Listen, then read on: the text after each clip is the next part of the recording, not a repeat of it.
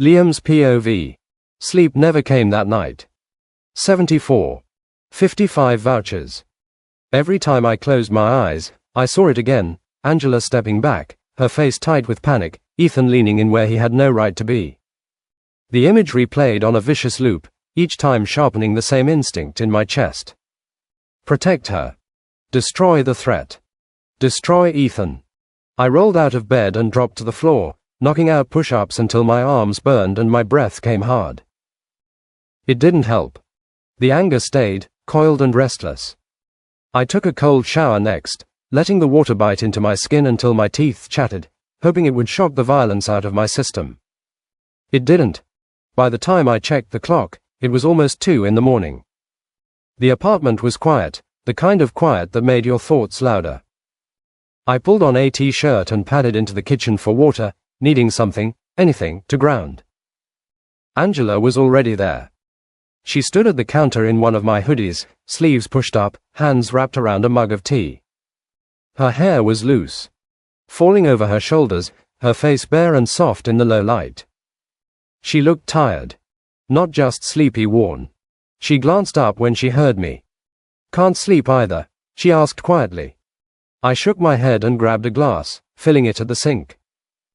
Guess we're both up. We stood there together, the hum of the refrigerator filling the space between us. It wasn't awkward. Just fragile. Like one wrong word might shatter something neither of us could put back together. After a moment, she spoke again. I've been thinking. That alone put me on edge. Yeah. At work tomorrow, she said, staring into her mug, I'm going to HR about Ethan. Relief hit me so fast I almost sagged against the counter. I kept my voice steady. Okay. You were right, she continued. This has to stop. I can't keep pretending it's fine when it's not. I nodded, pride and concern tangling tight in my chest. Do you want me to come with you? I asked, then added quickly, just as support.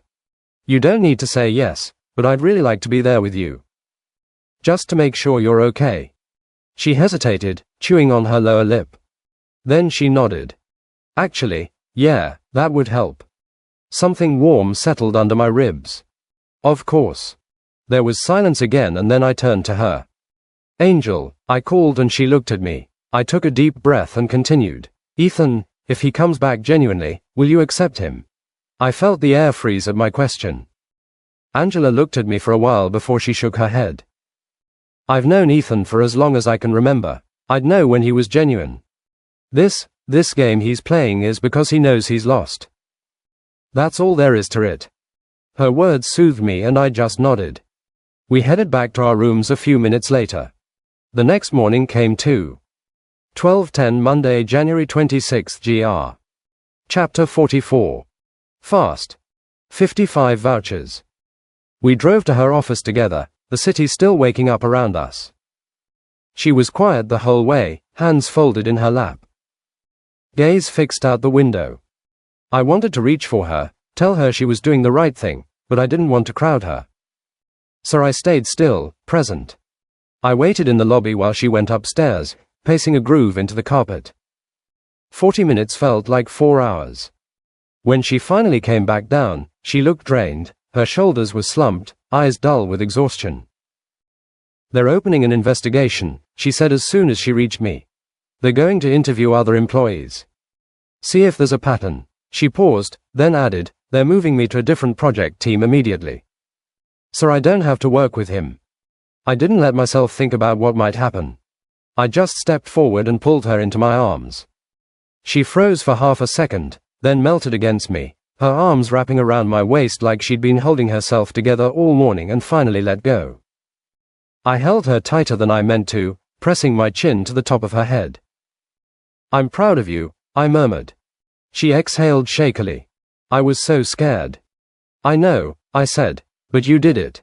We pulled apart reluctantly, and I walked her back to her car before heading out myself. The rest of the day blurred together, my body on autopilot through meetings and workouts, my mind fixed on her. That evening, I had a game. A big one. Normally, I'd be locked in hours ahead, replaying drills in my head, visualizing every move. But all I could think about was whether Angela would come. I hadn't asked. Didn't want to pressure her. Still, the hope sat there, stubborn and impossible to ignore. I was heading for the door when she stopped me. "What time does the game start?"